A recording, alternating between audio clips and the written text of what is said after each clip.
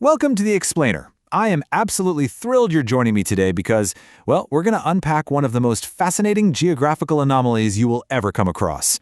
We're looking at a place called Point Roberts. It's this small, quiet community, fully a part of Washington state, flying the American flag, but it possesses a truly bizarre geographic reality. It's an American town that you can literally only reach by land if you travel through Canada. Just let that sink in for a second. You are in the United States, but the rest of your country is completely cut off from you by land. Crazy, right? I want you to imagine a completely mundane errand. Think about your normal drive to pick up something at a specialty grocery store, or maybe a trip to see a doctor a few towns over.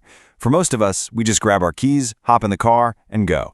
Maybe we hit some traffic, maybe a detour, but how hard is a simple road trip for the residents of Point Roberts?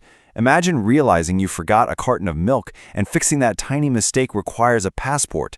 They face this extreme level of geopolitical security just to commute within their own state. Your standard drive down the highway is entirely different from the reality they navigate every single day. Because for a resident of Point Roberts to take an ordinary round trip by car out of their town to the rest of Washington state, they have to endure a staggering 4 international border checks. Yes, 4. Okay, let's dive into this because this number completely redefines what it means to go on a local road trip. Just imagine needing your passport to visit a neighboring county. No way! Section 1. The 4-border commute. Navigating a geographical quirk. So the root of this whole situation lies entirely in its physical location. Point Roberts sits right at the very southern tip of the Tsawwassen Peninsula. It's located just below the 49th parallel, which, is the line that forms much of that massive border between the United States and Canada. So what we actually have here is a tiny piece of Washington state just dangling off a Canadian peninsula. It's physically separated by water from the rest of the US, but connected by solid land only to Canada. Let's actually walk through the exact steps required just to drive to the rest of your own state. Step 1. You leave your home in Point Roberts. Step 2. You immediately have to present yourself to customs and cross the international border into Canada. Step 3. You're now just driving through the province of British Columbia. You literally travel through Canadian territory until you reach the mainland US border. And finally, step 4, you cross the border a second time, re-entering the United States to finally arrive in the rest of Washington state. And remember, that is just one direction.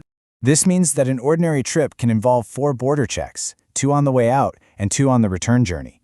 And this brilliantly illustrates the wild, honestly exhausting reality of this community.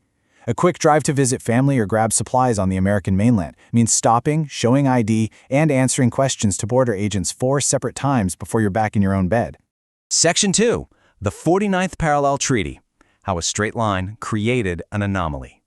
To understand how this happened, we got to look back in time. The sequence of events takes us all the way back to the year 1846. Back then, the United States and Britain were trying to figure out how to divide up their massive, sprawling territories in the Pacific Northwest. They needed a clean, simple solution. So they agreed to just use the 49th parallel as the official border. The problem? Well, they drew this line perfectly straight across the map. And when you draw a straight line across a map in a stuffy room thousands of miles away, you aren't exactly fully considering the physical, jagged, unpredictable shape of the actual coastline.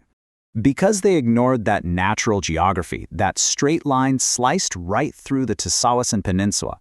The unintended consequence of this was that the southern tip of this peninsula fell just below that 49th parallel. So boom, it instantly became American territory. It didn't matter that the only way to physically walk or ride to it was through Canadian land.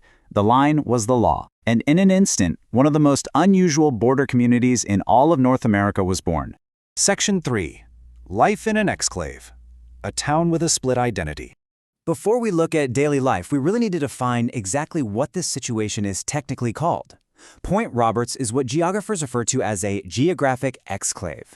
Basically, a geographic exclave is a territory belonging to the United States, but it's physically separated from the main country by Canadian territory.